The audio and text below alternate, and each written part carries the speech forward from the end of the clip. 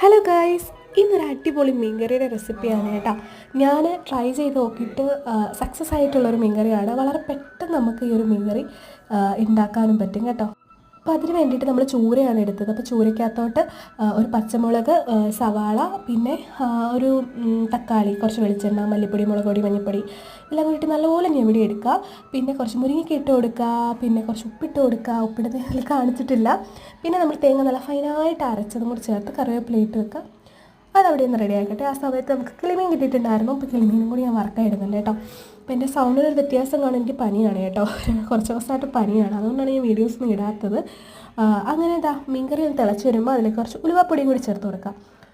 കഴിഞ്ഞു. ഇനി അതൊന്ന് എണ്ണയും കൂടി തെളിഞ്ഞ് വന്നാൽ മീൻകറി റെഡി. വളരെ പെട്ടെന്ന് ഉണ്ടാക്കാം. നമ്മൾ പച്ചരച്ച് വെക്കുന്ന മീൻകറികളെ കാട്ടി ടേസ്റ്റാണ് കേട്ടോ.